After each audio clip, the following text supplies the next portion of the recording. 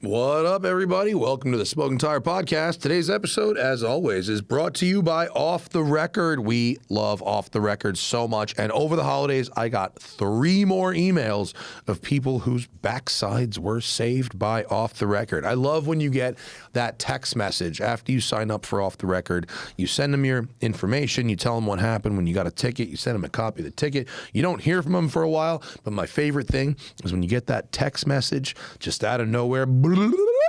Your ticket has been dismissed. Oof, man, does that make me feel warm and fuzzy inside. Don't plead guilty. Get Off the Record. If you get pulled over and ticketed for anything at all, Off the Record has attorneys in their network in that jurisdiction. They're going to fight that ticket on your behalf. Take it all the way if need be.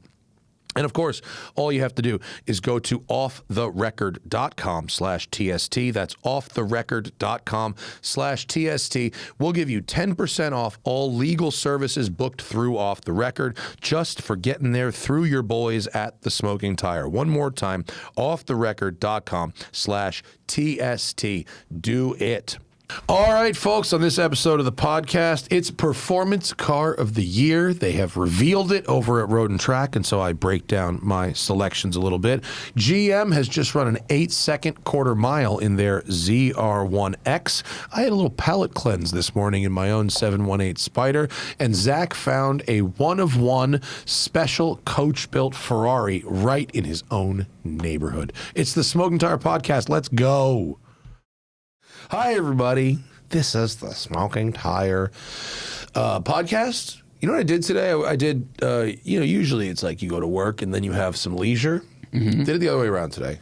Leisure in the morning, work the literally entire rest of the day until like 8 p.m. And, but leisure morning was nice. Drove my own car for the first time in forever. Which car? Spider. Okay. Man, it was annoyed at me for like 15 minutes. The clutch is... when the clutch isn't warm, it's unhappy. It's very chattery when it's cold because it's like a racy clutch. Mm-hmm. Once it's warm, it's fine, but like sucks when it was very unhappy because it's like hadn't driven it for like 5 weeks. It's like a deep cold, you know.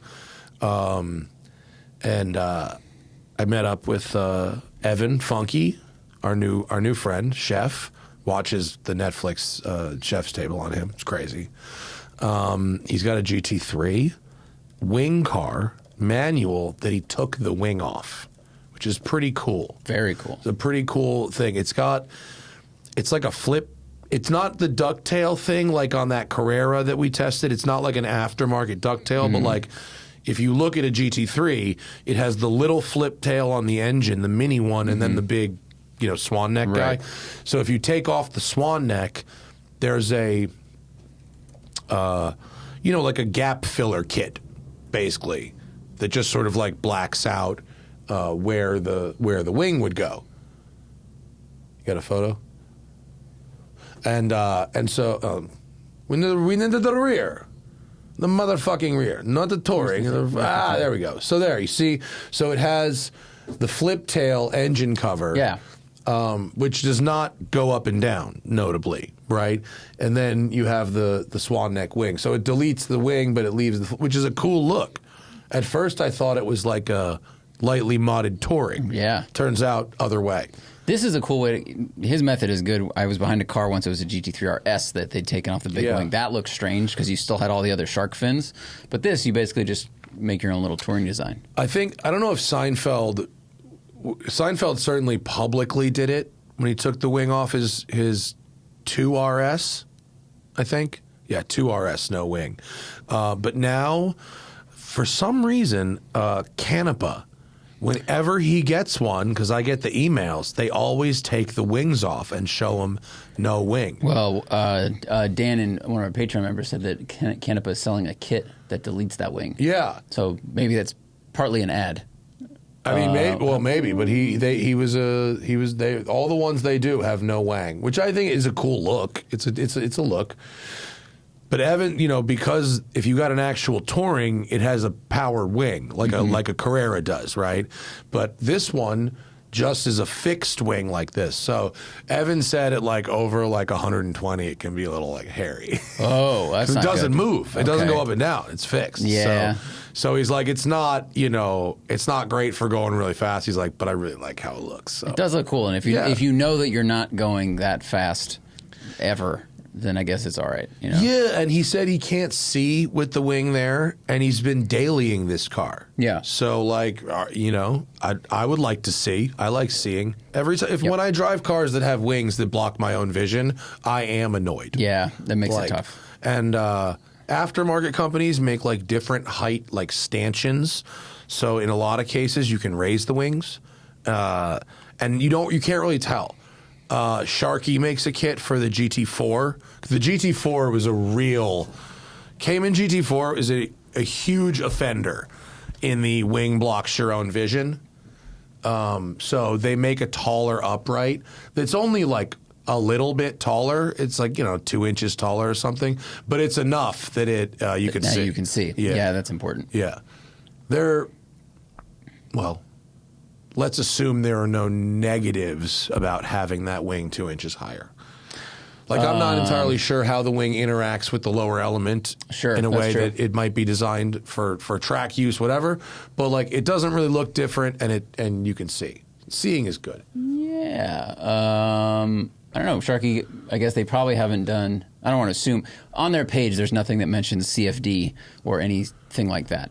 It just says it raises it to perfect proportions and it's made of aluminum. I mean, look, I'm making no accusations about this. I'm not accusing nor supporting. Fine. I hope it works well, and I hope it just improves downforce and all that stuff. I'm saying like it would be cool if you can send some sort of send the measurements to a company that's going to be based in wherever, and they can run it through like a CFD program and just tell you. After this show, I can ask Batim if using these riser kits negatively affects your aerodynamics. Yeah, cool. I suspect it doesn't. Well, because the old RSR cars ran really tall wings, like the 70s. Those things were taller than the roof of the car. But they were different shapes. Sure. They had a different shape. Like, it's not, I'm not, the height, I'm sure, like, in general, taller's better.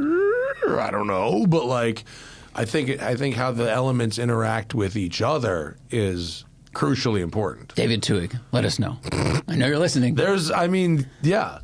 I'm like, I think, I need to just be smart enough to have that kind of consideration. I don't need to be smart enough to do the math on the other end. Yeah, right? I agree. That's where we need to be in life, right? Sure. Moral compass, and then we let the engineers spin it up, right? Mm-hmm. Let the experts decide. Yeah. As long as they've actually gone to school for something. Mm-hmm. But after about 200 miles, pink car very happy. Now, pink car very happy. But, dude, you know what I did? We did? I connected for the first time, not like in humanity, and for me, I did one drive where I connected the north loop to the center loop. Where which so mountain? I started at the south end of San Francisco Canyon Road, local knowledge incoming. Pull up a map just in case. San Francisco Canyon Road, we went north all the way to the end, came back around Spunky Canyon to Bouquet Canyon, and then went across Soledad Canyon to the east. Okay, so look a little further south of that. So we went on both sides of the 14 highway. So we started, there's San Francisco Canyon Road, ran the entire run of that north to the reservoir on the right. Oh, here. Then we did Spunky Canyon. Yeah, we drove into the town of Green Valley, which is there, Spunky Canyon, and then came back south on Bouquet Canyon, which is that long, windy bit there. Okay. We crossed over on Vasquez Canyon, which is going east there. We then went north to Sleepy Valley on Sierra Highway and came down across to Acton. And then, sorry. We went south to Agua Dulce and ran along the road that's the south side of the 14. Like that, Agua Dulce Canyon Road, all the way down along there to the east, and then came back up Soledad Canyon Road, excellent road. Nice. And then came back up Angeles Forest from the north. Oh. So we connected. Over here. Holy and then we went all the way to there and came down. Wow. What time did you start this morning? So we met at the beginning, was 7:30, and we were down at the base of Angeles Crest at 9:55. Wow, that's good time considering he doesn't have a wing. Yeah. No, we were not going crazy pace, but when you do the loop that I did in the exact order I did it, you're going opposite commuter traffic the entire way. Oh, perfect. So we were having that kind of good time where there's like so many cars on the road going the other way and just nobody going our way. It was nice. Quite lovely. The real question is, did you bring this person to our Denny's in We did not have a meal. We did not have a No? meal. We had coffee. We did not have a meal. He said he doesn't eat pasta in America. That's his rule on pasta. He doesn't eat pasta. Does he eat it at his place? I think he probably has to at a very minimum, but no. Is that just because it's so terrible here compared, or it's like no? I think is it like a otherwise diet he'd probably thing? just eat too much pasta. Oh, okay. But, But also maybe that. That's a good rule. I'm sure there's somewhere in America, but yeah, I think it is a good. I think it's a good rule. That's like we don't drive like shitty. Like I don't drive shitty cars. Like why would I drive? I don't want to use a specific example, but like why would I drive that like terrible little 2-liter crossover? Like. Yeah, when you can drive fun things. My dad would not eat pork unless he was skiing, and it was just a way for him to not eat unless he was skiing. Yeah, so it was like those are two really unrelated. They are, things, but it was just a way for him to like avoid eating this certain food. Yeah, most of the year. Yeah, I think don't eat pasta when you're in the United States. I should clarify if it's because no U.S. pasta meets his standard, or if it's just like his method of not only eating pork while skiing. Yeah. I don't have one of those. My nutritionist, and I've slipped a bit on it, unfortunately, and I haven't really suffered for it, which is funny. But is if you're going to have the bad thing, it only have the best version of the bad thing. During the holidays, I slipped when it came to like baked goods because of course it does. Of course, you're going to have like a little bit of a grocery store pie. Well, someone sent Sarah, I think her work did like 8 cookies from this amazing bakery that's located in a different state. And they were incredible. So we ate like one every 2 days. Yeah. They were like Levain, they were like 6-pound cookies. Yeah. So that was eating the terrible thing, but the best version of it. That's nice. But in the holidays, I didn't do that. In the holidays, I also ate the like... Not the worst. I didn't eat the garbage, no. But it was like, I was really usually good about the best. This time, I banged the 7s. 7's pretty good. 7's a passing grade. I mean, it is. But not in terms of my nutrition. Well, it's tough if someone makes it from scratch and it's a good cookie, like, that's amazing. But if it's like... I guess Chips Ahoy is the resin hit. That's something like that. Chips Ahoy, it feels like cardboard. Talk about an easily avoidable snack. Right, that's what I'm saying. Like that's the delta. It's like there's the fancy cookies and then there's the worst. I'll go the fucking rest of my life having 0 Chips Ahoy and feel like all right about that. You know what I wish I could do? I wish there was a package of Oreos that you could get that had one of every type of Oreo in it. Just one of each one. So you could try like a the box whole thing. of like one of those fancy boxes of cookies, but it's all the Oreos. Fucking patent that. If they no should one do has that. They should really do on that. the holidays. Advent Oreo calendar. Do you know how often I am in the grocery store, walking down the fucking aisle, and I see there's some new crazy ass Oreo, and I go, my choice is to buy a pack of 64 of these and throw 63 away. I need a little like Oreo app sampler. Would be amazing, wouldn't it?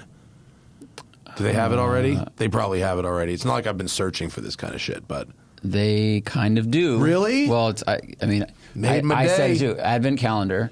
It is an Advent calendar. Yeah. By Milka. What is that? Milka.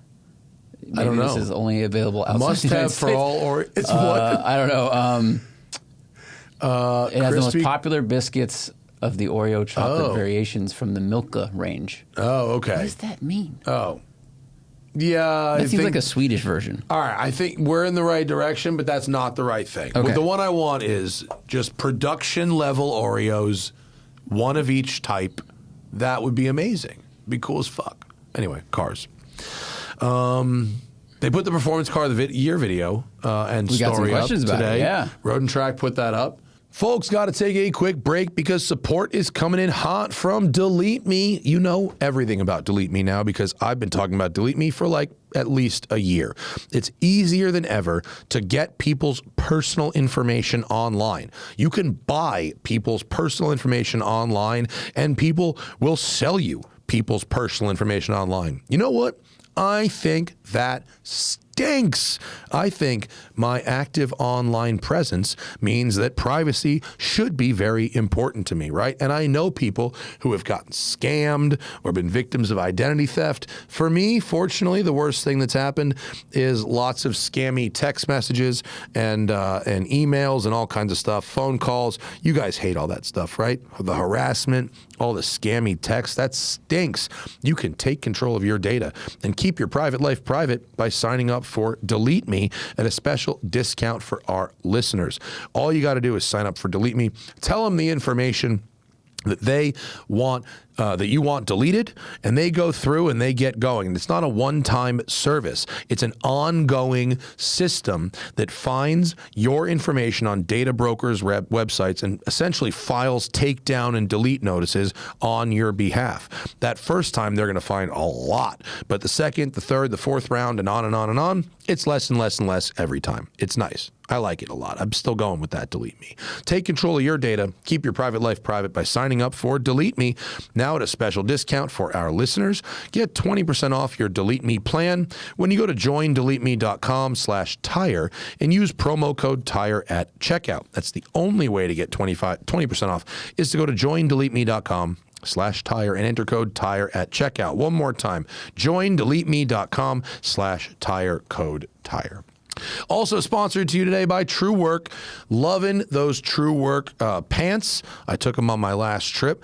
They are perfect for freezing mornings, wet conditions, and wind that cuts right through cheap gear. I wore them for quail hunting. That's exactly what you would use them for. You can also wear them to work because you need workwear that performs when it's brutal out there. And Truewerk is building performance workwear like it matters because it does. Founded by a trade professional who is done with soaking wet, heavy gear slowing him down, Truewerk set out to make workwear that keeps pros comfortable, capable, and ready for whatever the day throws at them. While certain other brands focus on cotton-based gear that gets heavy when wet, Truewerk uses advanced performance fabrics developed for extreme outdoor conditions, now engineered specifically for trade work. It's moisture-wicking, wind-resistant, and insulated, keeping you comfortable and mobile all day. Every piece is tested on real job sites with trade pros before it ever goes to market. And when winter hits hard, you're still ready to work, not fighting your gear. So don't let cheap gear slow you down this winter. Upgrade your day with workwear built like it matters. Get 15% off your first order at truewerk.com, code TIRE. That's TRUEWERK.com, code TIRE. And now, back to the show. So Performance Car of the Year's up. The photos look really nice. Of course, Greg Peugeot killing it. And Huck was there. Armin was there. Love it. Good shooters. Look, that's a great shot. A lot of light painting happening in that one. Wow. Armin did so much light painting for this shot. Armin shot these? I didn't know that. No. Greg Peugeot shot this, but Armin physically painted light. He's running around with the lights. Yeah. Cool.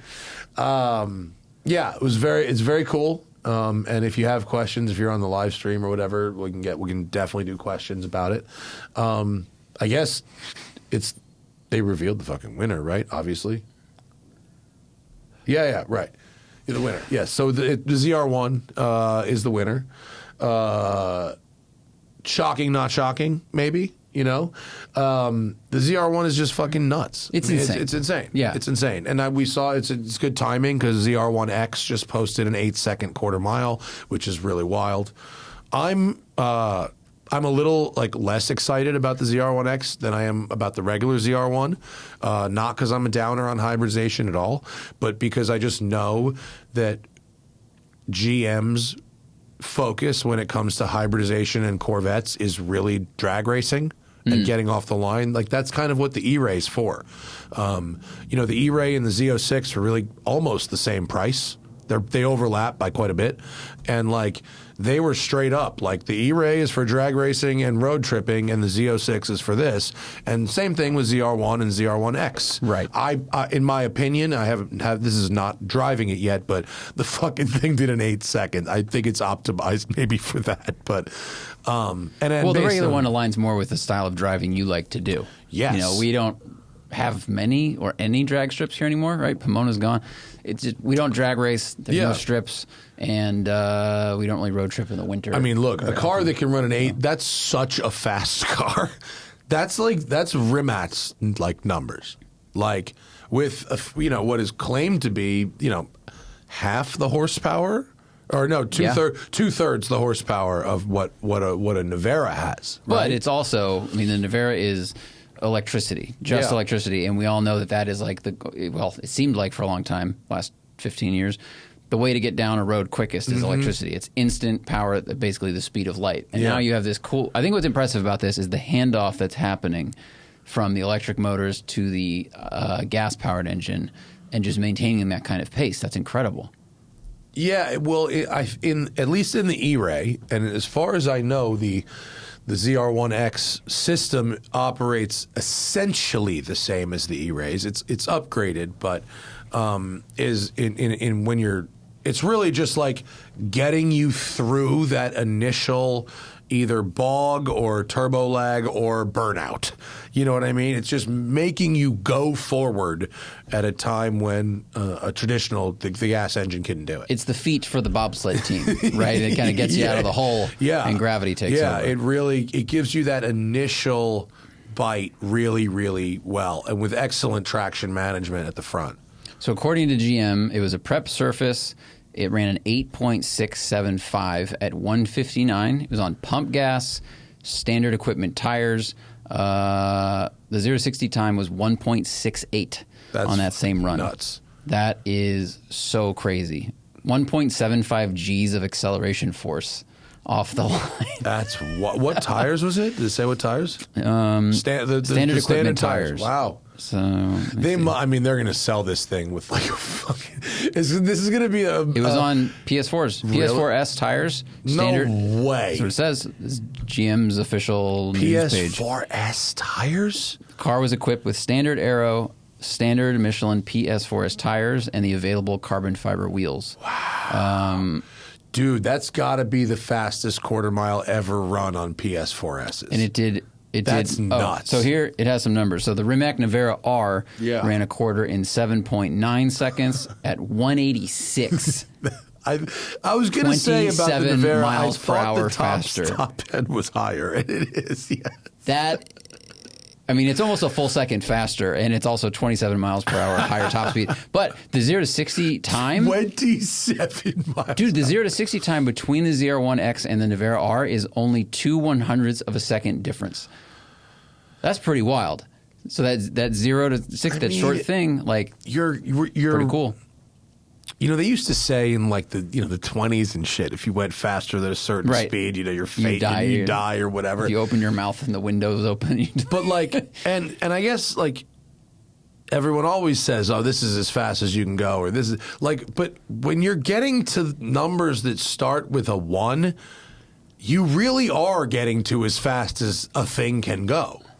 Like there's almost nothing that accelerates fast. Forget like cars, like outside of like bullets, like what the fuck else goes from 0 to 60 miles an hour that fast? Like even those magnetic roller coasters don't do that. Ooh, that's a good question. Like the other Superman shit ride that goes really fast, like airplane. I guess like you need like the hydraulic ram of a fucking aircraft carrier to beat that. So the Superman ride, the Superman Escape, which is like a magnetic powered thing, and it was super famous. 20 years ago when it came out, it was like, oh my god, this acceleration is insane. I did it. It was sick. It does 0 to 100 in 7 seconds. It does 0 to 62 miles per hour in 2 seconds. So this beats that. Yeah. Yeah. I think as a vehicle, there's nothing that accelerates I mean, like cars do, right? Even motorcycles, because they don't have the grip. Yeah, you know, I mean, other than like dedicated drag racing things, like it's all But for let's see, like, and I probably have an enormous blind spot here somewhere. I'm gonna find out but like, I don't know of anything that a person could experience that goes from 0 to whatever that fast. Skydiving, maybe. That's just gravity, right? Gravity, you fall at 1 G. This is 1.6 something G's. Oh, I was thinking the acceleration from 0 standing on the plane to when you reach 60 when you're falling. But you're accelerating faster in the car. Maybe you are, because it said it pulls 1.4 G. Yeah, when you're falling, you're going 1 G. Gravity. It's literally gravity. True. You're going to 1 G, but then you balance out very quickly. Folks, one more break because support is coming in this week from AG1. You know about AG1. You heard about them before. But there's no right time for better health. There's just today and now. And AG1 is the easiest and most impactful habit you could implement this year. Why? Because sustainable health is all about consistency, not perfection. You can simplify your nutrition with AG1. Multivitamin, pre- and probiotics, superfoods, antioxidants, all in one scoop. Because AG1 is the opposite of complexity. 20 seconds it takes. Just 1 scoop, 8 ounces of water, shake, shake, shake, done. Drink it first thing before coffee, before checking your phone. It will become a micro habit that anchors everything else. I have literally, Zach, never heard the term micro habit before, but I'm going to use that in every single sentence I say from now on. And the new next-gen formula for AG1, it's got more vitamins and minerals than ever, clinically proven to fill common nutrient gaps. Here's the thing about the AG1. I've been drinking it for the last week, brought it with me. I thought, because I'm having long days in Miami, I would want it, but I'd never liked the flavor before. But now it comes in that original flavor, but also citrus, berry, and tropical. I am down with the tropical. I really am. AG1 has over 50,000 verified 5-star reviews and comes with a 90-day money-back guarantee. Go to drinkag1.com/tire to get their best offer. For a limited time only, get a free AG1 duffel bag and a free AG1 welcome kit with your first subscription order while supplies last. That's drinkag1.com/tire. drinkag1.com/tire. And last but certainly not least, despite the name, support is coming in from Smalls. Smalls is here for my kitten family. I was just gone for a whole week, and man, did I miss my cats, especially my cats. Can you say you miss your cats more than your wife when you travel? I'm not supposed to, but I do. And I've recently changed their diet because Cricket, my 4-year-old girl, it turns out is morbidly obese. We were feeding her too much dry food. Got to stop doing that. So we went straight to the full wet food formula, 2 meals a day with wet food. Smalls is it.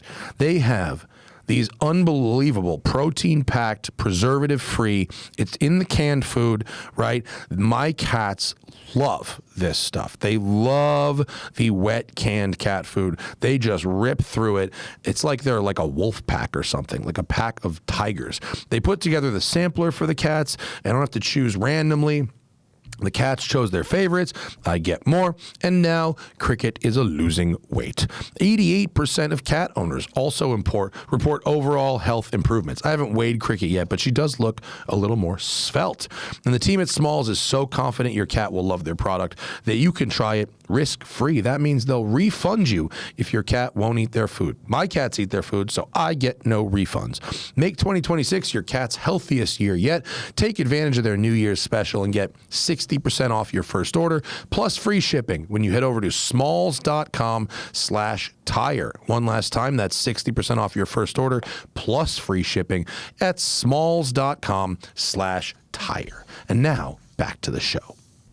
I'm just curious how quickly you get from... How quickly do not you not the actually- G's, like the actual time. Your speed, yeah, okay. And for context, BMW S1000RR does 0 to 60 in 2.6 to 3.2. Yeah. Sluggish. Yeah. And if you look, I mean, GM is, of course, being cheeky but accurate. They're like, the price of everything that even comes close or does beat this ZR1X most of the cars cost 10 times to 20 times as much unless it's a Lucid Air Sapphire. I mean, the Sapphire, honestly, that's the drag race I want to see. Yeah. I want to see a Sapphire. Because look, you and I did a quarter mile in a Sapphire.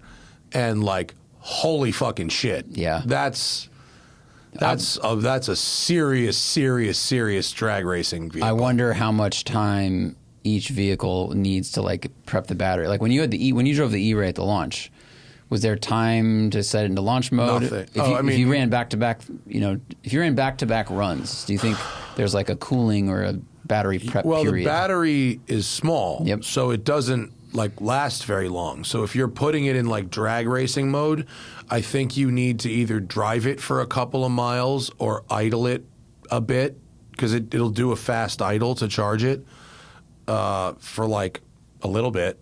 But that would be a great experiment, because the ZR1X would have to go and drive into town and back to charge the battery, and the Lucid might have to like cool or prep the battery between runs. So which one could get like 3 0 to 60 runs done quicker? Or it might be able to.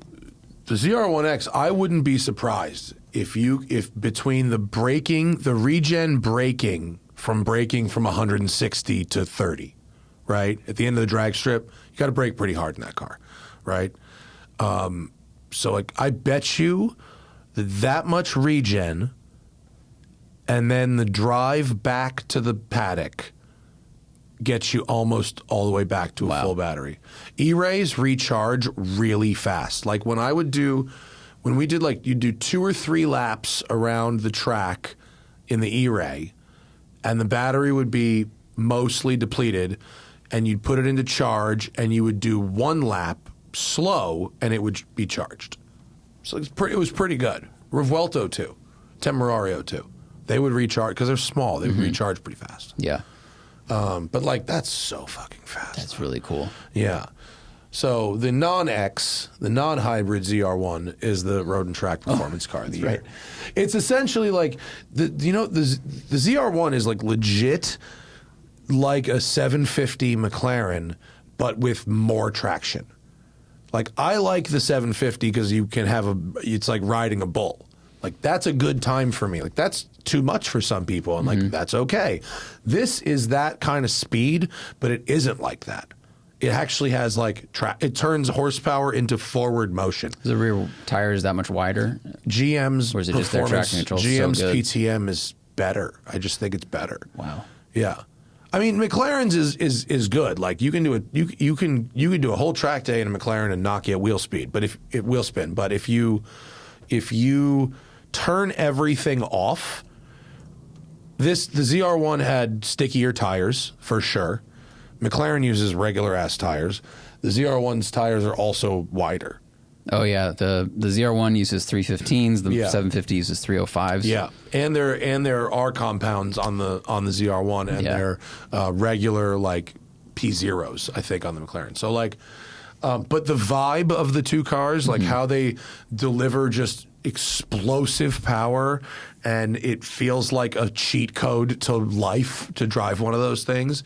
I mean, I cannot wait. I remember saying when these things depreciate to $100,000, I am so in. I'm absolutely going to buy one of these when they're $100,000. What it's buying your own amusement park ride. That is so fast. They are nuts. They're so fast, and the Temerario is incredibly special. It's really cool. It's so fun. It's so balanced. It has the magical steering. It revs to 10,000. It doesn't sound amazing outside the car, but it sounds amazing inside the car. It just has much better intake noise than exhaust noise because of the turbos. The ride's incredible. The steering's incredible. And it's really roomy. Like roomy inside, which is so... And you have side visibility, which you never had in a Huracan or a Gallardo. It's all the goodies from Revuelto, but like smaller, and it was rad. What other cars do we have here? M5 Touring. That's me sliding it, which is a nice photo, but I never loved it. RS3 we talked about because I spent like 2,000 miles driving that car. I drove it all the way up there, and then I drove it all the way back. I drove it on a road and track rally on the way. It was like I lived out of that RS3 for like a month. May I never see an RS3 again. I have enough RS3 miles. But that car really takes a shit kicking. If you want like because the GTI, we had the 5-door GTI or Golf R as well.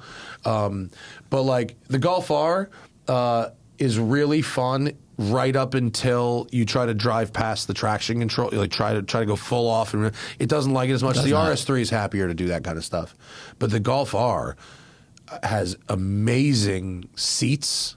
It's really like if you want a road trip, a hot hatch, like that's the shit. And the fabric they used on it is really nice. Like the shape of it, all of it. It's not just like the stuffing. Yeah, man. The AMG GT Pro.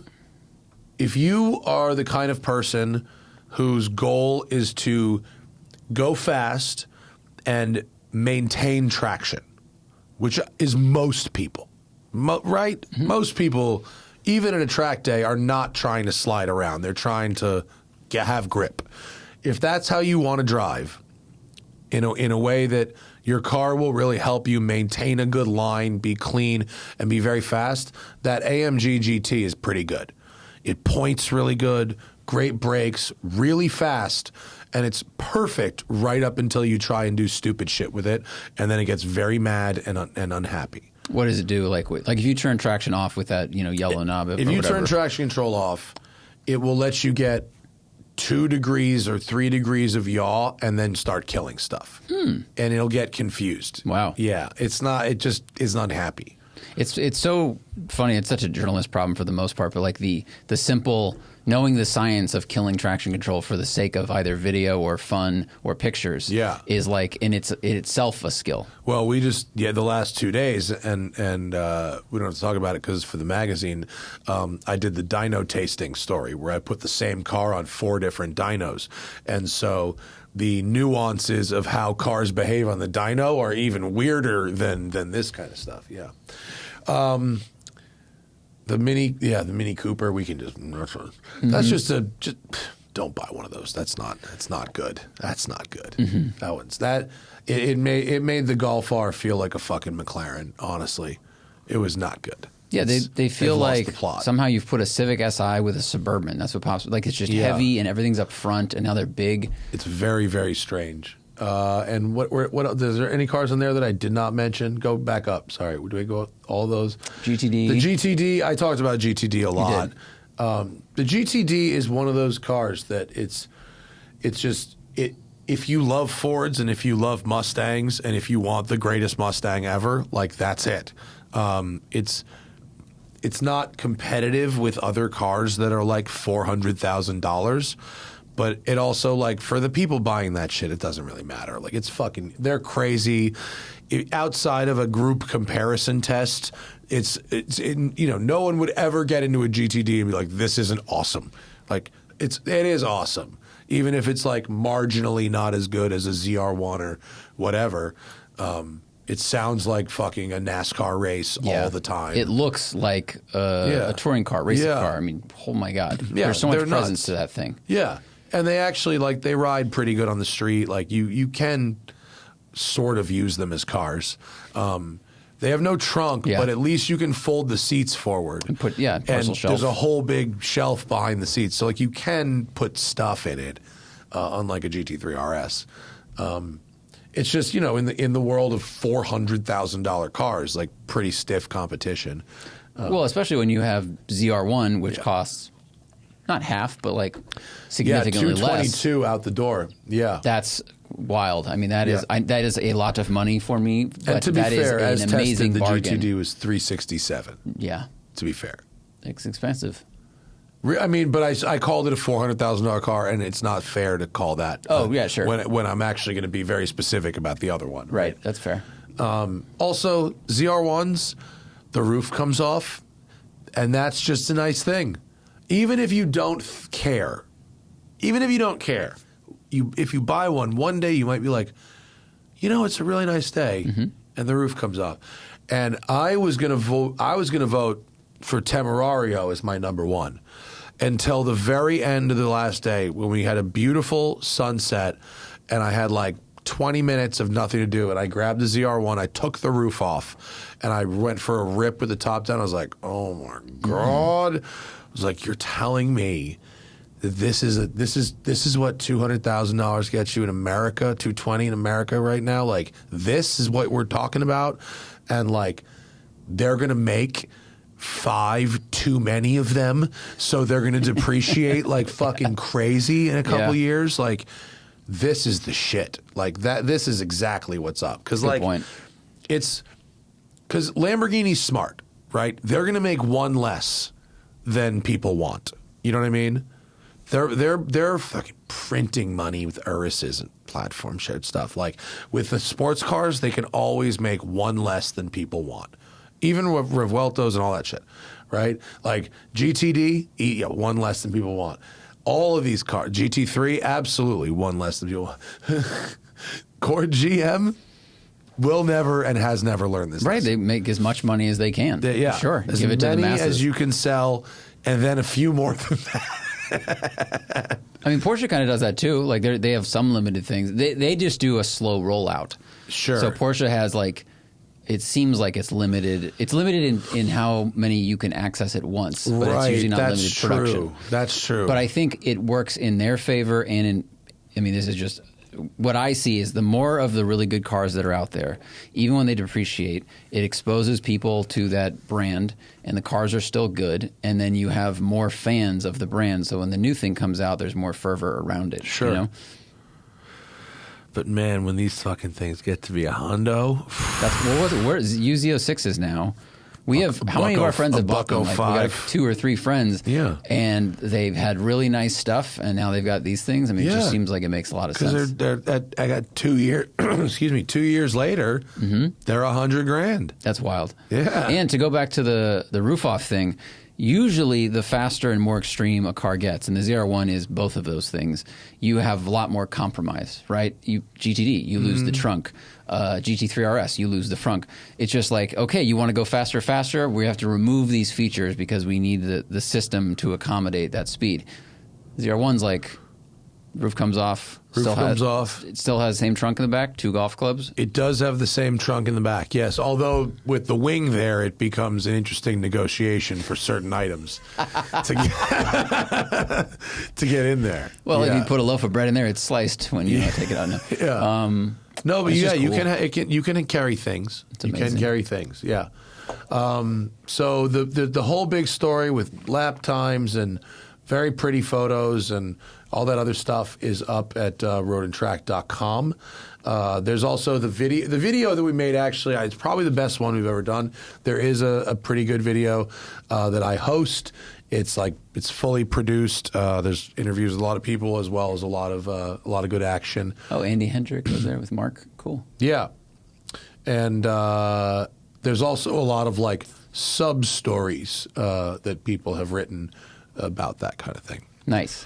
So, what a thing. Yeah. We should get one here. Yes. Yeah, we should. You know, the only thing about the ZR1 is that's like not awesome is that it is quieter than the Z06 because it's turbo, obviously, particularly with the top down.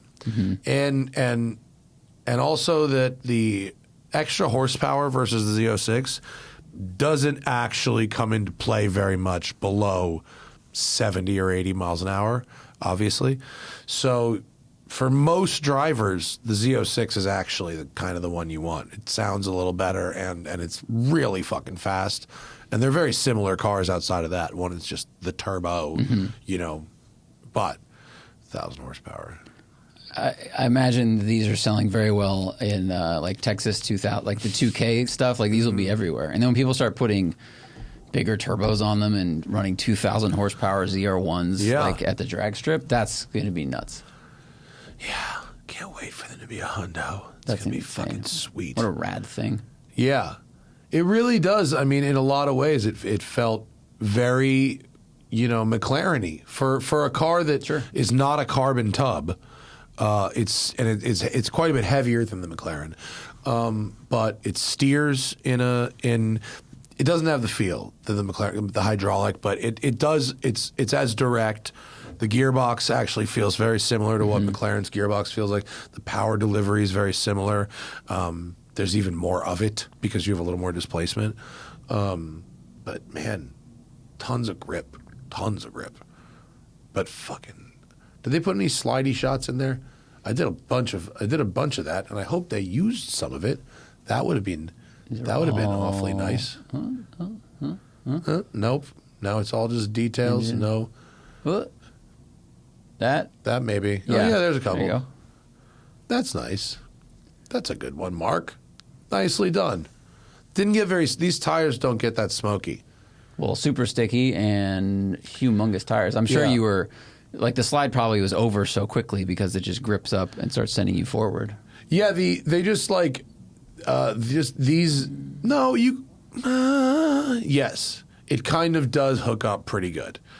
You can't do a really long one, but it's fucking, you kind of can though. You need that third gear shit. The Chris Harris stuff. Like third, fourth gear, yeah. I don't have the balls for that kind of stuff. Yeah, neither do I. It's too important when there's like 12 other people that need to drive the cars for like 4 more days, and like the wheels are carbon, so if you have like an off, you're probably going to like fuck one up. Yep.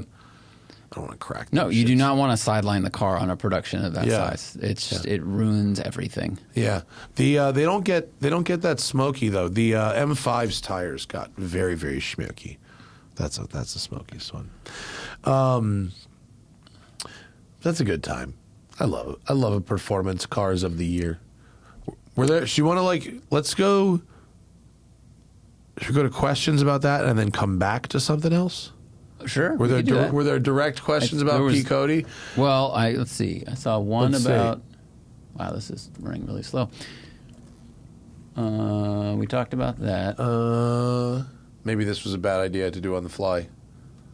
I think we. Let's see.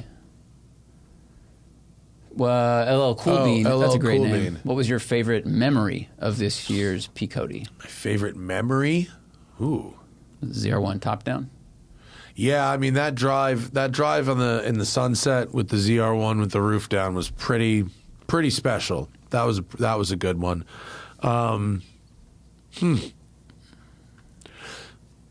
Getting to drive the Temerario in the rain was pretty fun. That was a pretty good wet weather car actually. I really enjoyed that. I probably won't ever get to do that again. Pretty unique circumstance. Let's see.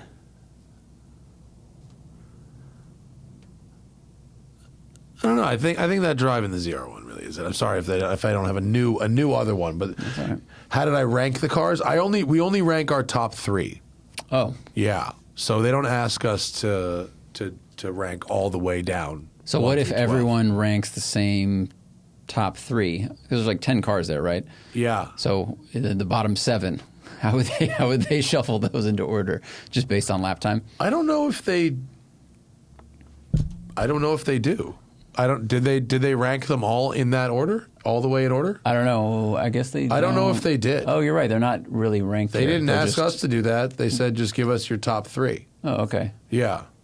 So my top 3 were the ZR1, the Temerario and the GT3, which shocking. I mean, but also like those are all very, very expensive cars. But the Golf R was pretty sweet as well. I think you're right in the money now with the Golf R. I mean, talking to you makes me want to buy a used RS3 with a warranty for like 2 years. Yeah. What a great thing. Good everyday car. Yeah. Good at doing all kinds of different stuff. A little more fun in the canyons than Golf R. Oh, yeah. And plus, like very, very fast. Yeah.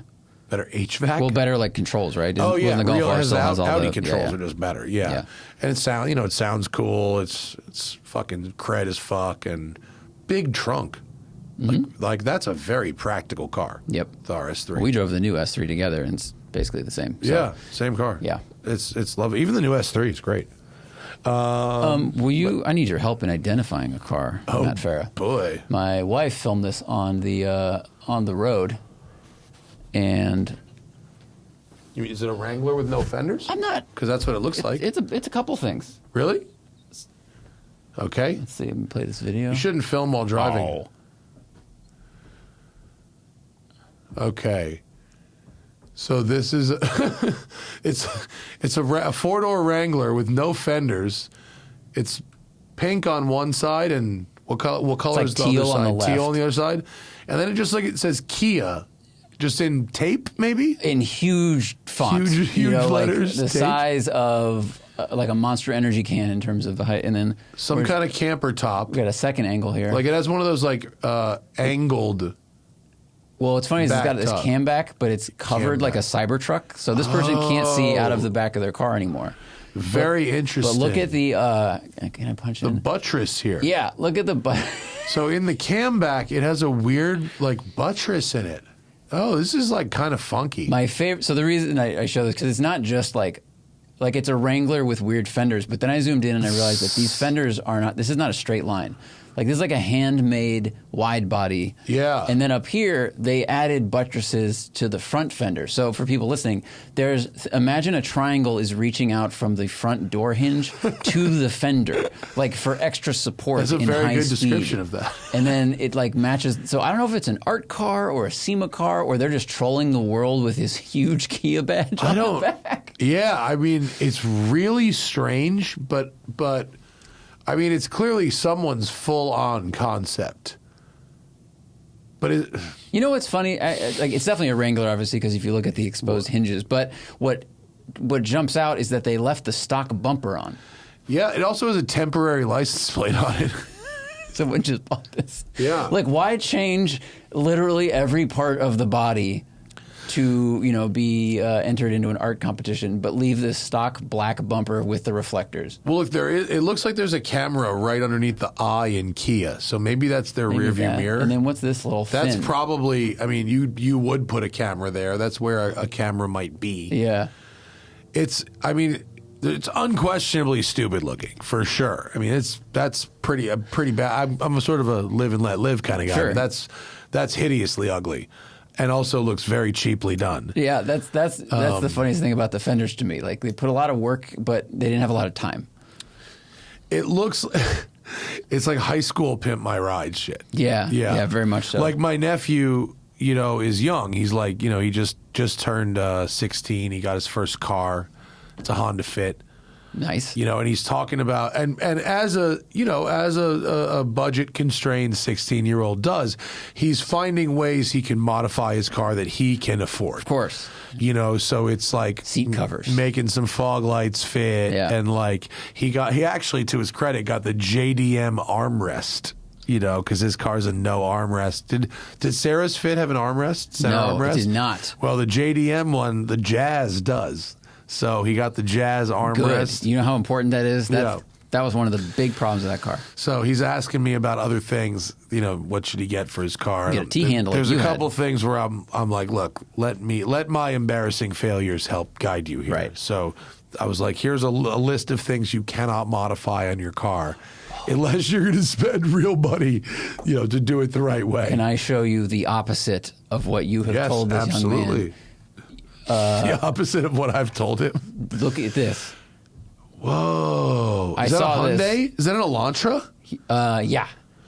This was what's like funny a is few like, blocks from my house. It's okay. So it's an Elantra with a Ferrari badge on it, a splitter, like a big, looks like a racing splitter, and a lower grille with a Ferrari horse on it that actually looks kind of Ferrari-like. Like that lower grille. Yeah, the grill shape looks like it could be off of California or something, doesn't it? It does.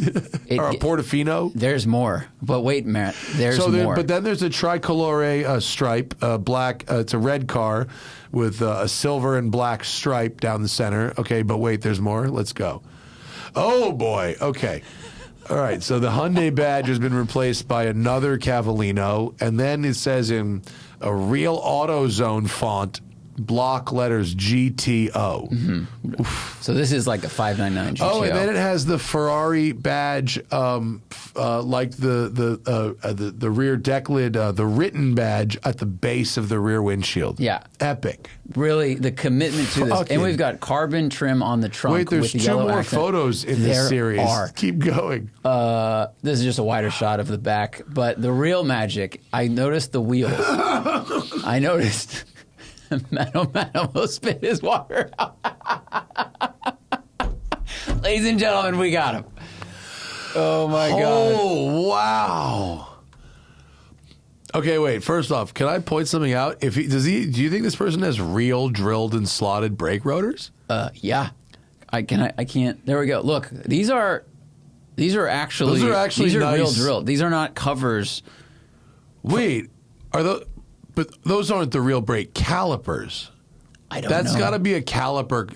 Might be a caliper cover, which for those listening is yellow and says Ferrari on it. It does, but then it has the fucking 60s knockoff spinner with the wire, safety wire, the safety wire, and it's facing the right direction. When I walked up to this car, I just stopped. I was walking with Sarah, and I go, "Whoa!"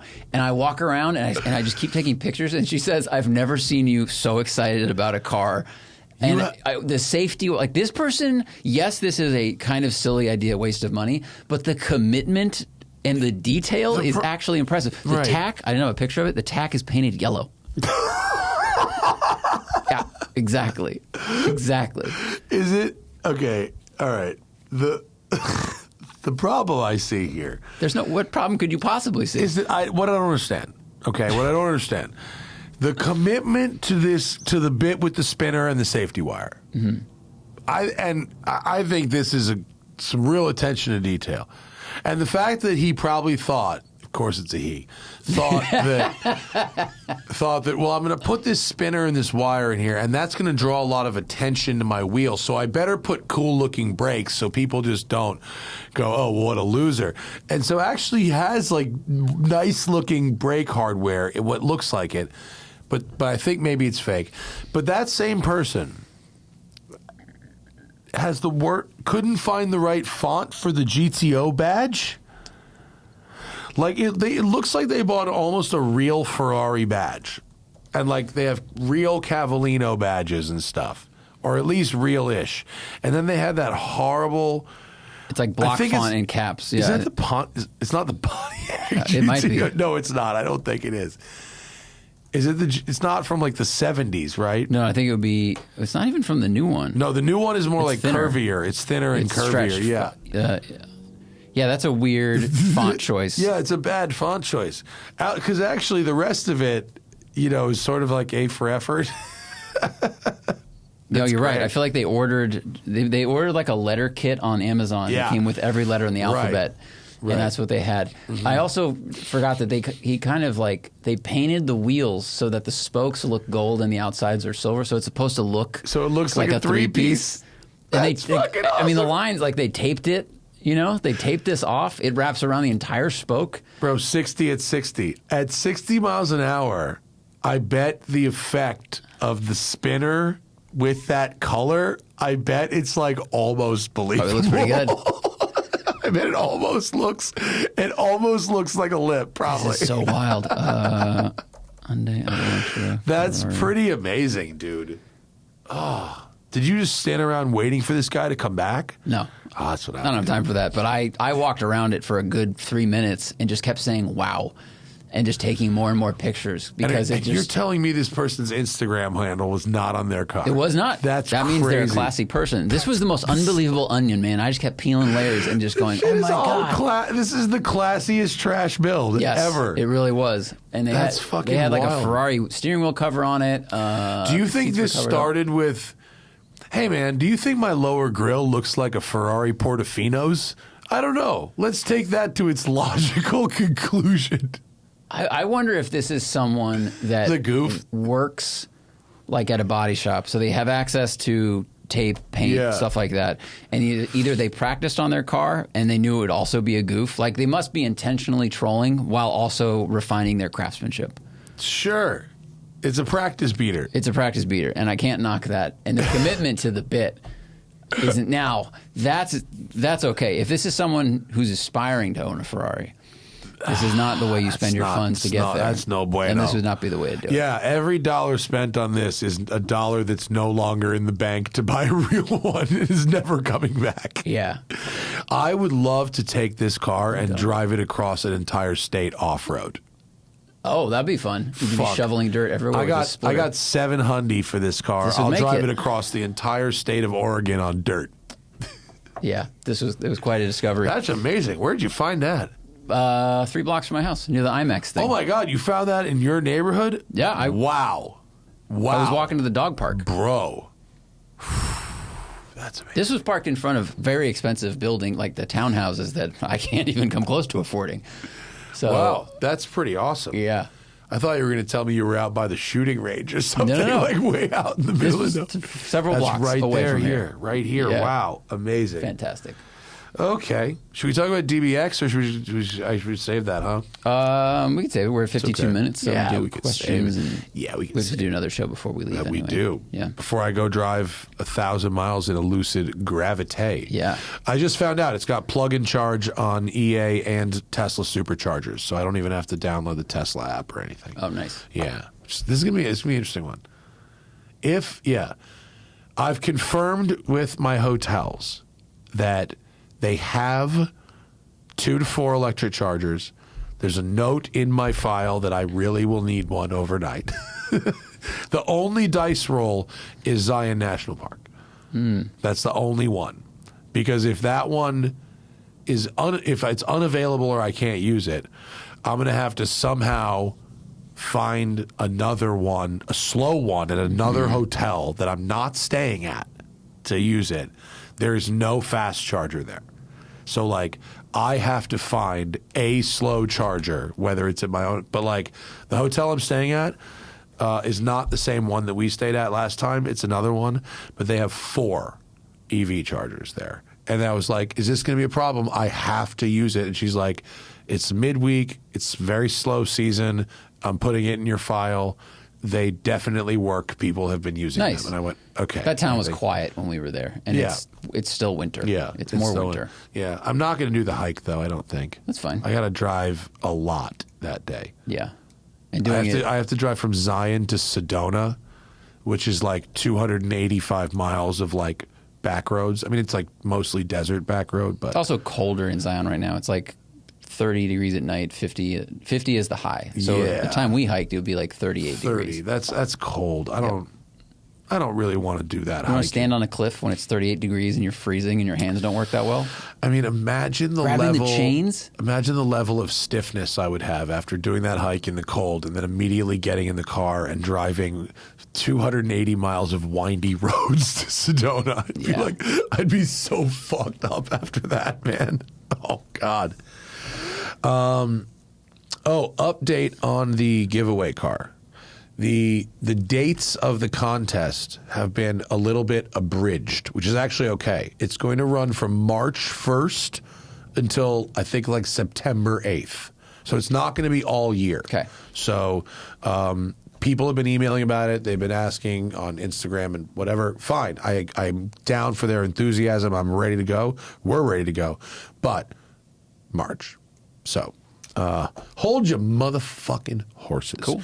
Let's go to the people. Of course, over at patreon.com/the Smoking Tire Podcast. It's how you get in on the action, ask questions for the live show, watch the live show, get the show before everybody else, get extra show, get shows without ads, all the shows without ads, and a whole lot more. And those people's turn it is. Oh, boy. Wait. I think this is asking us to choose to fuck, marry, kill. Is it the World War II? Is it about the cars though? I took this to be about the cars. The last sentence. If you get to the last sentence, it makes it more about the cars. Okay, sorry. Okay, let's see. Allied versus Axis powers cars. All right. So Allied would be U.S., France, and Great Britain, and Axis is Germany, Italy, and Japan.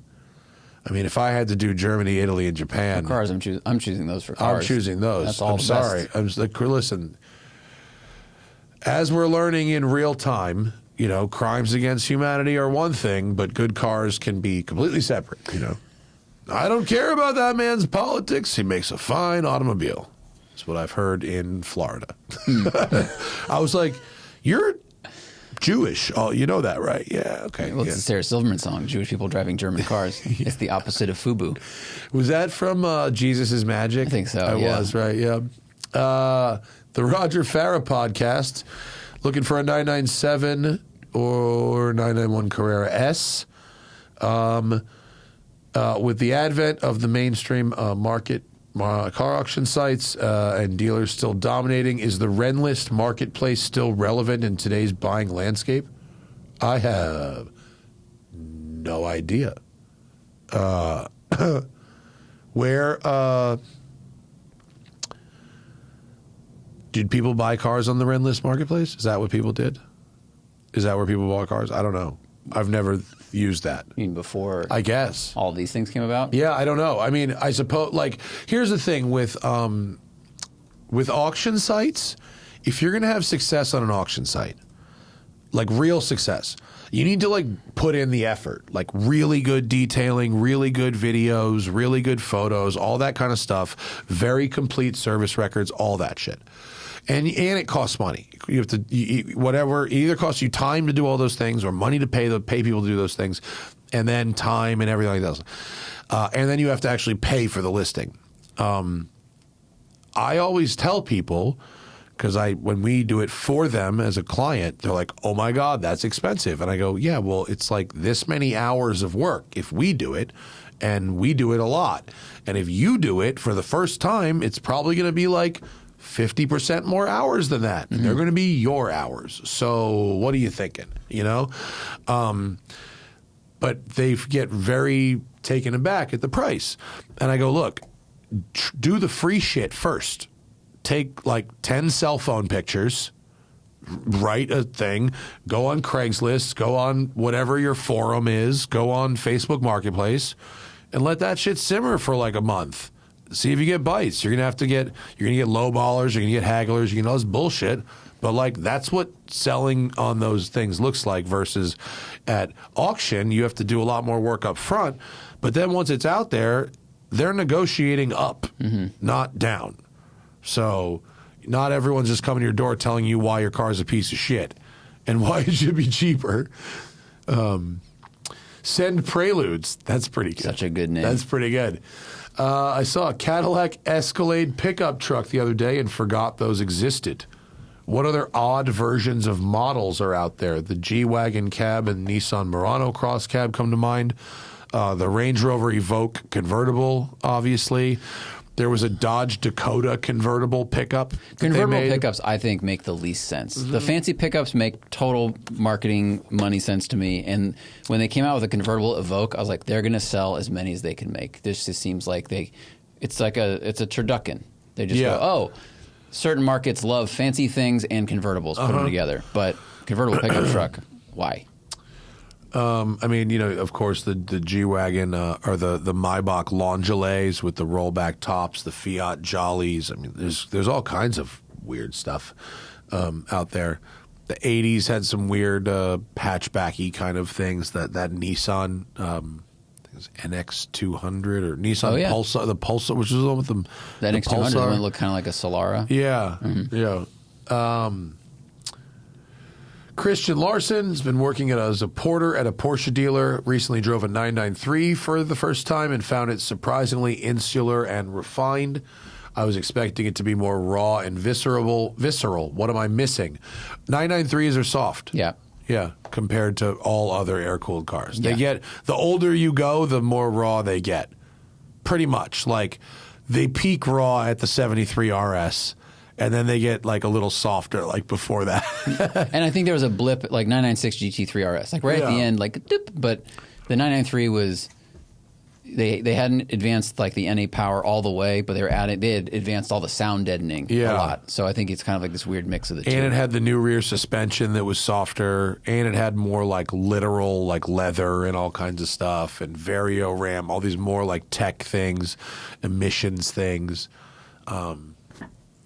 It was the first 911 with like modern emissions controls really in it, beyond cats. So it's they're soft, they're lovely, and compared to brand new cars, they're pretty raw, but they're pretty soft. That's why I think why people like them. They're good for putting miles on. K Cars looking to upgrade my Boxster, maybe a 718 GTS, but compared to a 981 Spider. What factors would you consider in the trade? I mean, well, the 981 Spider, like the older Spider, has like the tent roof. Like, that's like a real commitment. That's like, even my roof isn't that annoying. The 718 Spider roof is all right. The 718 GTS is like almost a perfect car. I probably would just get that, actually. If 981 Spider is going to be more raw, and the nerds will be like, "Ooh, is that the early Spider with the tent roof?" But there's almost no situation in which a 6-cylinder 981 is better than a 6-cylinder 718. To me, not much. The only difference is if you must have an exhaust that comes together and makes that traditional Porsche sound, because 718s have a true dual. And it sounds more rumbly. Even the 6-cylinder cars do. So if you really care about that, you can't make a 718 sound like a GT3. It's not possible. My car sounds like World War II aircraft, not like a GT3. So it's just a different thing. But like, if you have money for a 718 GTS, I don't know why you're looking at anything else, honestly. Duffel Shuffle Retirement Club. What business advice would you give to yourself from 10 or 15 years ago, and would younger you have followed it? Delete your Twitter in 2012. I would just take bolder swings just earlier, because you're going to end up taking them anyway. So you should just get it out of the way. Yeah. That's interesting. And just start a small investment account early and dollar cost average in conservative funds, because time is your friend. Buy real estate in New Zealand 15 years ago. Don't hire friends. Don't hire friends. Yeah. I mean, you don't really count. That's true. We weren't friends before. You don't. Yeah. I mean, because I said that to somebody else recently, and they're like, "What about Zach?" And I was like, "Zach is yes, but like, we didn't meet. It wasn't like we were friends for 10 years." And then I was like, "Hey, I'm doing a thing." Very good point. Yeah, we met under the context of I was starting the thing, so that's not really the same. That's true. But that's a good one. That's a big one. Try to avoid working with friends. That can just get so messy. Ugh. I should have learned it the first time. Queers shifting gears. You hear that, Larry Casilla? He should have learned it the first time. I don't even know if you're talking about him. That's I just funny. Wanted to fucking needle him. Okay, wait. I painted my Lemons car in a Lisa Frank rainbow leopard print livery. That's fabulous. Awesome. I went to a Lisa Frank party once. It was so fun. What's a Lisa Frank party? I didn't know until the party invite came. When I show you, you'll immediately know what it is. Lisa Frank was like a brand that sold a ton of neon colorful shit to women in like the 90s and the early 2000s. I definitely know what this is. So that's Lisa Frank. Cool. I would love that on a race car. My friend did an After 8 Mints race livery. That's pretty cool. If you had to avoid picking a well-known existing race car livery, how would you paint a race car? Oh, that would be fun. Like, I would paint a race car.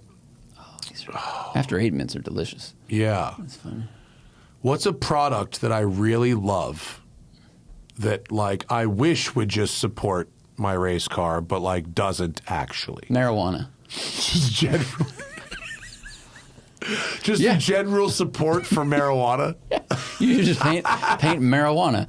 You could paint a leaf, and they'd be like, "Oh, which dispensary?" And you go, "Nope, the plant." No, I support them. Actually, they don't support me. I support them. That's true. That would be really funny. Just a general support for marijuana would be an exceptional race car livery. I mean, I would love to have cigarettes livery. I would have to do Camel Lights because they were my cigarette of choice. I think was there any Camel race cars of note? I mean, I know there was a NASCAR, but like... I'm pretty sure they sponsored Eddie Jordan's car. Oh, you're right. Yes, it was. DHL. And that was like a big... I just saw that story on Instagram. Oh, was it also the Martin Brundle car, the yellow car that he crashed? Wasn't that a yellow Camel car? Yes. It was, right? I think that was also Yeah. But anyway, yeah. Yeah, Camel, you're right. Sorry. Camel sponsored some racing. I wouldn't do yellow. My car would look like a pack of Camel Lights, like a gentleman. You know what? You got to get a G body or something that is shaped like a rectangle, and then paint it exactly like a pack from top view down. That would be pretty funny. You know, what would be a fun one would be Newports. Just like if you had a race car that was like a Newport cigarettes livery. Did they do any racing? Was there a Newport Motorsports? Let's see. Is there? Oh, IndyCar. Yeah, here we go. 89 Newport IndyCar. Forgotten cigarette sponsors. Bro, did it ever? Oh, look at that. Dude, does it get any cooler? Cool. What's cooler than cool? A Newport IndyCar. No. That looks great. I would do that. My race car would be straight Newports. Cool. All right. I would have menthol injection. It would be fucking... That is very good. Nitro menthol injection. Menthol injected. Yeah. That's a great sticker to put on it. Yeah.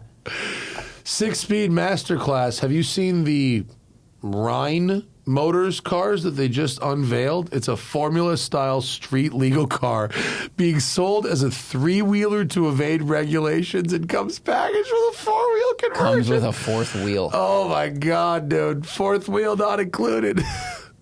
That's crazy. Instagram. It comes as a 3-wheeler, and then you convert it yourself to 4 wheels. Wow. One of their Instagram posts is literally just called "How It's Street Legal." Dude. Oh, I don't want to read. That's got to be an intent to defraud, doesn't it? I mean, I don't want to be a buzzkill if they're selling street legal race cars. But I'm just wondering if you're selling this as a 3-wheel thing, and that's the entire premise under which it's legal, and you have a then sell a spare part to convert it along with posting these, is that not like an intent to defraud? This is crazy. For people listening, this looks exactly like a small F1 car. Exactly. Yeah. Like side pods, front splitter. Halo, everything about it. Yeah, it does. Wow. And the deposit's only $100, apparently. Of course it is. According to the comments. But yeah, where do you... I mean, this is How does this arrive as a 3-wheel vehicle? No, didn't you see there was you found a post that just said, "How is this legal? Go back up." No, it was on there. It wasn't. You got to read. Oh, you have to read it. Oh, it doesn't. The 4-wheel conversion kit can be installed anytime after delivery and is designed for the track to unlock the full Formula Car performance. It's technically not. Oh, this says we've worked with the DOT, NHTSA, FBM to want to clearly explain how the conversion works on the street. God. Can be installed anytime after delivery. Is designed for the track to unlock full Formula Car performance. It's an aftermarket part and is not FMVSS compliant, but you can renew registration without issue, even in inspection states. You must inform your insurer of the aftermarket conversion. Policies need to be adjusted. In the case an extremely this possible concerns. In the rare case an extremely knowledgeable officer wants to be difficult or follows this company on Instagram, you can receive a ticket for an illegal modification similar to an exhaust ticket. This is uncommon and usually a fixed ticket, whereas proof of returning to the 3-wheel setup follows it. Blah, blah, blah. I mean, look. That's wild. I want to see a picture of the 3. There we go. Wow. Okay, so three. Yeah, it's what you expect. 2 front wheels, 1 in the back underneath the large, and I mean large wing. So you unbolt what looks like a motorcycle swing arm, I guess, and then you install a complete rear subframe. I mean, you have drive axles, everything. So do you think this is crazy? So do you think it's a motorcycle engine? You think it's like a Hayabusa engine? I don't know. 220 horsepower. 220 probably. horsepower, probably Hayabusa or 1,100 pounds. some jacked up motorcycle based engine, right? Probably. And it's like a chain drive or something. This is totally bananas. I mean, dude. Imagine. I mean, look, have a good time. You know, the inevitable discussion with a police officer. Here we go. Good luck. This is a very guilty until proven innocent kind of car. You know what I mean? Good luck being like, no, you're not a knowledgeable officer on this, and this, it's just an illegal modification. Like, bro, no blinkers. Oh, this is early prototype. Okay, but bike engine. Good luck. I mean, it's very cool. I think buying one for the track might be fun, but you could probably get other options out there. I personally don't want to have that discussion with the police officer going, no, it's a 3-wheeler. They go, it isn't. And you go, what it was, but I converted it. And the thing like, right, well then go back to start. Do not pass go. All right. Funky though. I mean, cool. I like the world of weird shit, and I'd have a go. Where do you think it's built? I don't know. Where are you built? Are you built in Austin, Texas? Of course you are. Listen, there isn't a worse place in America to drive something like this on the street than Austin. Austin's roads are fucking heinously bad. They suck. If you're gonna have, is that the founder? Yeah. It's a good photo. So, idea conceived in 2023. Original design. Yeah. All right. So they have the first prototype in August of 2025. So it might be, I'm speculating, maybe it'll be quicker. I'm betting it'll be a little bit before they build production ones. Yeah. You can do pre-orders now, but anyway. Wild. Good times. Wild. Good times. Good luck. We can Ali, Zach can message Ali about that. Nissan Gluteus Maximas. Will we ever get away from horsepower being the standard metric of performance that most people care about, even though torque is arguably more important, or is torque doomed forever by poor education and marketing? I think they're both important, but I think horsepower sounds cooler than torque. And I think once people understand a system or what something means, a scale, it's like trying to convert Americans to the metric system. You know, like metric measurements just like make way more sense than our stupid measurements. But like they tried to convert everybody, it doesn't work. So like if we're going to get away from horsepower, eventually, it's going to be kilowatts, not torque. But we're going to need multiple generations of people on kilowatts rather than horsepower to actually get to something like that. But horsepower and torque both work hand in hand. I mean, I've driven plenty of diesels. Like, torque is important, but like, if you have a lot of torque and no horsepower, like you don't have a fast vehicle. So and horsepower has been the de facto like marketing term for 70 years. Yeah. You try to unwind that, it's just not going to work. Yeah. 2 guys in the back of a Lexus, Texas. I always knew about Stellantis vehicles showing ads in the center screen, but recently saw it happen in person and was shocked. What can people do to protest this? I looked up. You cannot opt out of those ads. Really? So people on Reddit and stuff are talking about you have to like disable the modem or something to maybe get it to stop. And it adds for like warranty service and things. Oh, wow. But you just can't disable it. Oh, yeah. Marketing notification. I thought, I mean, that is bad. But I thought it was like ads for like, deodorant and Sure. stuff. Yeah. Like, I thought it was like, there's a Target a half a mile up on the right. You should stop. That kind of stuff, like surveillance capitalism type of ads. This is bad, but like not as bad as I was picturing in my head. Still very bad. We get stuff like this on the Taycan, but we've disabled all notifications, so it actually doesn't show up. Hopefully nothing important shows up that we missed. Yeah, exactly. Which, by the way, Zach, we have to make the year update on the Taycan. Cool. It's going to be a pretty boring video. Nothing's actually happened. It keeps But working. Still, it does work, yeah. USDM, thoughts on financing a project car? Hard fucking no. Don't do it. No.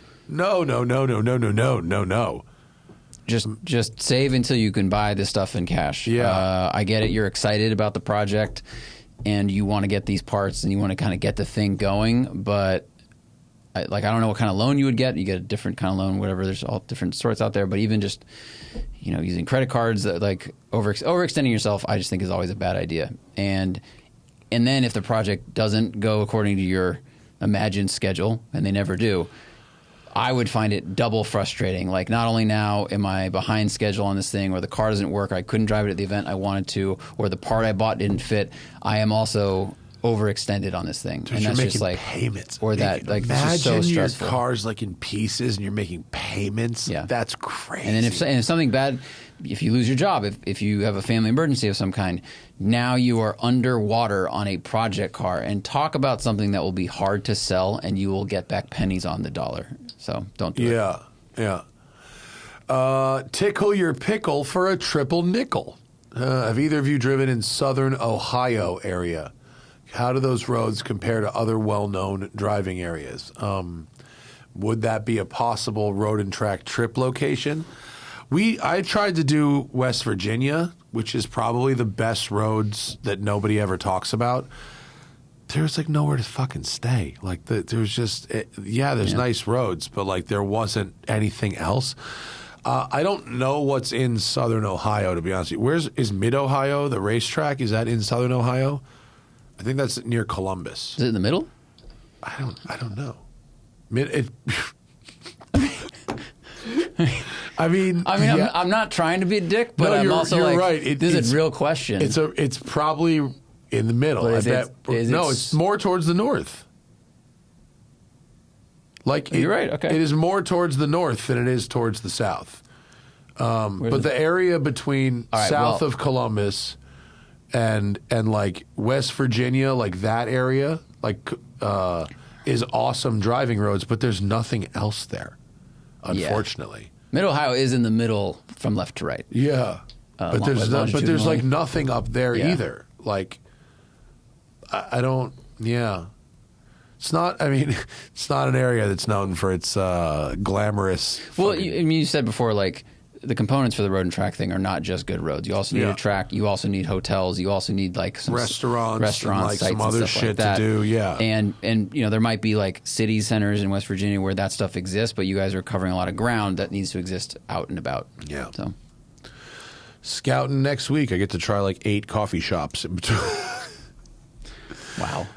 Carl's matzo ball soup. Pick between a BMW X540 and a Lexus GX550. Daily driver with 6 1-hour commutes each way a month. I didn't know Kash Patel was a patron. You're going to switch the fleet to BMW. They are? They're talking about it, yeah. I think it's for like FBI executives or whatever it's called. Like they want to use X5s instead of Suburbans, I think. Okay. But, I mean, the Lexus GX is a truck, like body on frame truck, drives like a truck. And so for me, that's not what I would want to commute in or really drive around every day. Like it just feels very trucky it's supposed to. That's like its thing. The X5 is like a big car. So that's kind of like, you know. I would go with that. With the 40. It's quick enough, smooth. Yeah. It's a nice car to drive, nice to sit in. Yeah.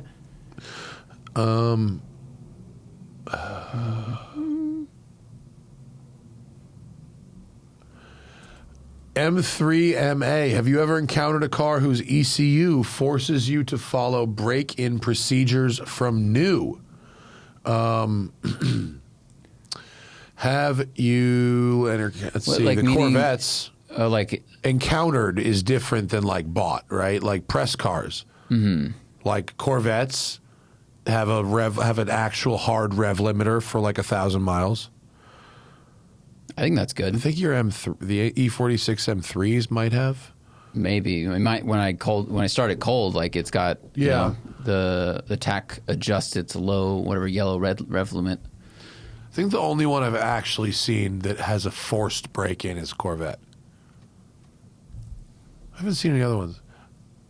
Oh, and he said no, and also he says, I said I save 95% of what I make. That's not accurate. I don't save 95% of what I make. What I said was, if I get a big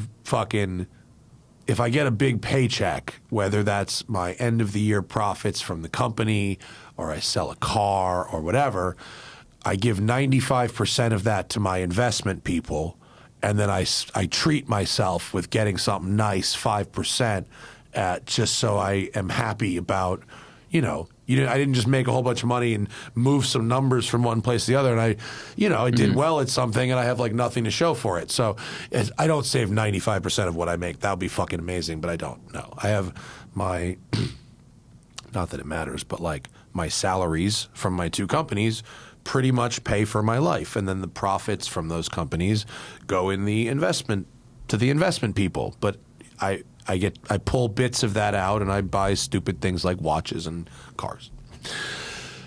Uli Kunkel's Autobahn. Thoughts on the Nissan Z Nismo facelift, and are they missing by not offering a T-top? T-tops could be fun. I agree. A T-top could be fun. The facelift I thought looked nice. It was clean. I've only seen photos of it. I haven't seen it in person yet. But I think it's a smooth look. This front three-quarter shot that they've got of it is certainly a good angle. Yeah, it's a good-looking car. I think this bar across the middle, that's new, right? I think Before so. it was just this big rectangle. I think that helps. Yeah. And I mean, the Nismo is going to be a manual, or it's going to have a manual at least. So I am definitely excited about that, because that was real good, almost perfect, but for. What else we got? Just a couple left. Ocean Parkway Blunt Rider. I can relate. I can definitely relate. I'm pretty sure that name was made for you. I can relate. Question about the road and track trips. I'd love to go on one, but I drive a Mazda 3. It's a 2.5 with a manual, but will I just hold the group up and be useless on the track day stuff? I mean, look, I would just say this. Yes, probably. And it's not that we wouldn't welcome you as a human, and like there is no minimum of a car. Some people have brought Miatas before. Someone came in a GTI once. Someone came in an 86 once. But also, a lot of people rent cars. And so if you want to come on one of these trips and you don't have a car, rent a Corvette or rent a Mustang. Like it's an expense, but they're not there's so many of them out there, like they're not prohibitively expensive. Like I don't know what it costs to rent a Corvette for a week, but it would probably add to the cost of the trip by like 10 or 15%. It wouldn't be, and you can get them from like Enterprise and whatever.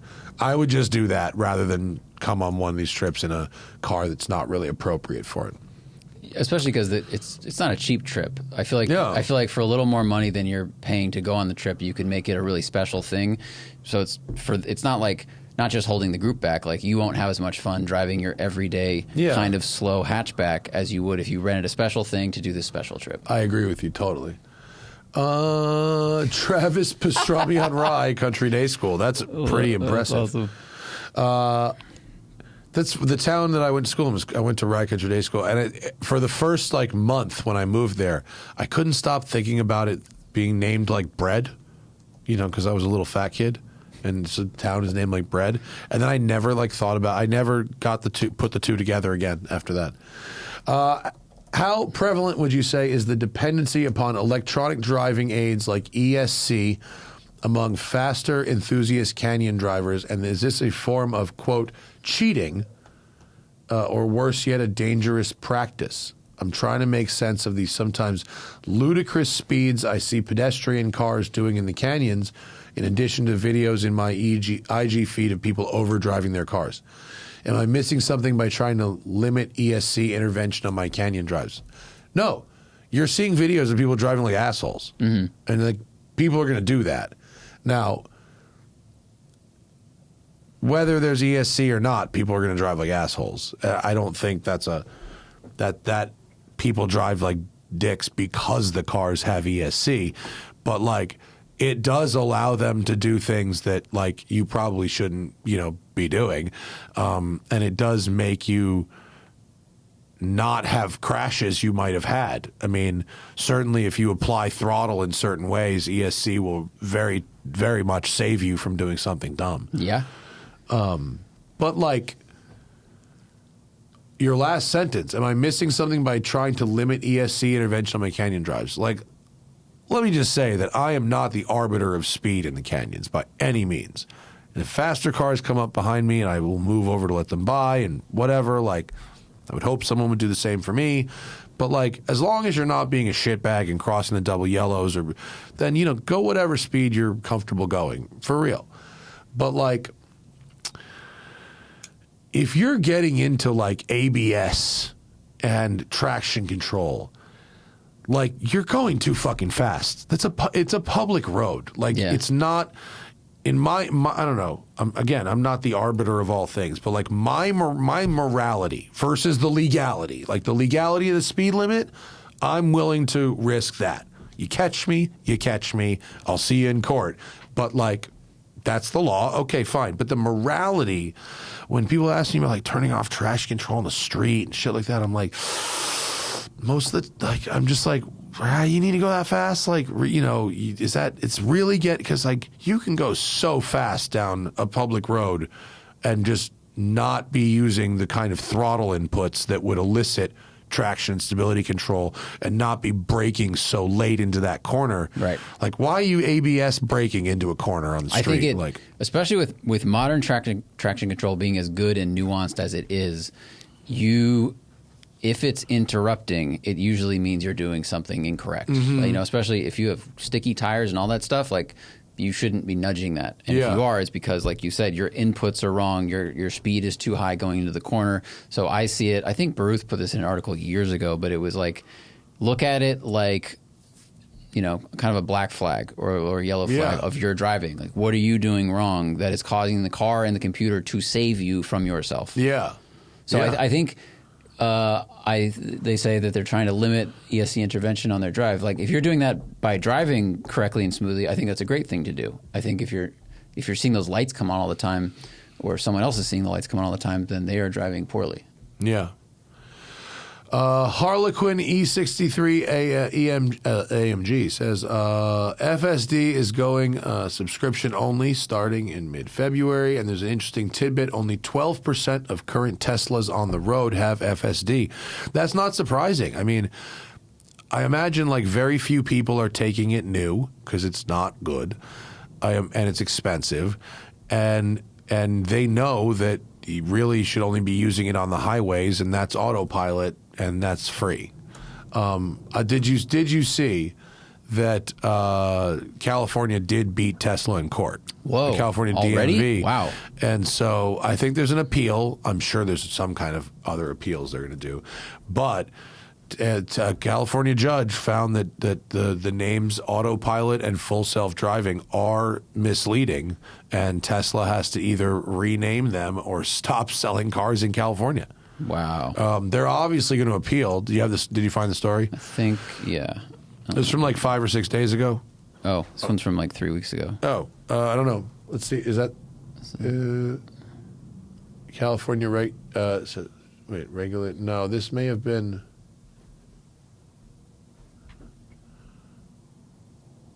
Oh no. California judge rules that Tesla misled customers. Yeah. That one? Yeah, is that this? That's from December 16. Oh, I guess it was a month ago, huh?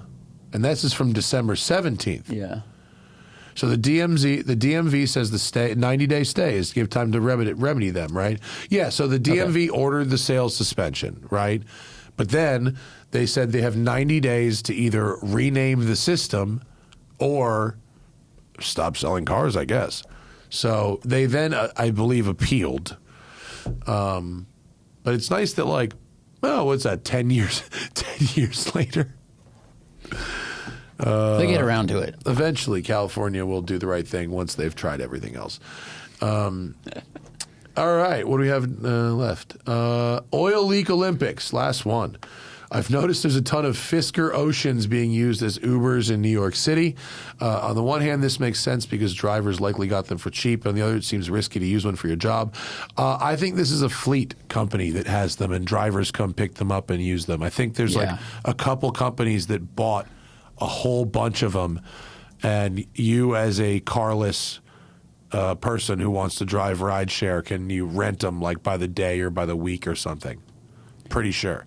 And then they're servicing them. Yeah, there's a company called American Lease that is managing some of the existing fleet. Individual owners bought some, and some other companies too. So yeah, I read a story from a couple weeks ago about a company in New York that had like a bunch of them that was using them for Uber. Wow, from Autopian, one of every 5 Fisker Oceans sold in America is now being used as a taxi in New York City. Wow, that's wild. That's crazy. Yeah, American Lease bought basically all of the inventory. What a bold thing. Yeah. Company was like, we can make them work. We'll buy all of them for like $5,000 each. You know what I mean? And then, by the way, we'll hire all your techs. You know, we'll give us your 10 best techs to open a service depot. You know, in Hell's Kitchen. They bought them for $14,000 each. Really? Yeah. It'd be really cool to know like how the techs were able to fix what Fisker couldn't. And just make, because I guess they went, look, the hardware is fine. It's got a battery that holds power. It's got motors, and the steering and the brakes work. The rest of it, who cares? So maybe it's just like the simplest RC car now. That's and crazy. All the other features are just off. I don't know. That's crazy. American Lease contracted Indigo, a Massachusetts-based startup, to manage the software. Wow. Okay. Cool. Got out to work. Man. What a weird thing, though. Life finds a way. Life finds a way. Oh, man, that's fun. Thank you, guys. Good show today. We'll have another one this week before I go do 1,000 miles in an electric Lucid Gravite. I bet the Gravity has real comfortable seats. I bet it's got good seats. I bet it's going to be very nice to cruise in. Nice to cruise in. 300 miles at 90 miles an hour. That's how Lucid rolls. I think you can drift it also because really? Jack from Savage Geese had some pretty sick pictures up of their track test. Huh. I will have to Dorifto this thing. We will find somewhere. Gravity finds a way. Thanks, everybody. Talk to you next time. Bye.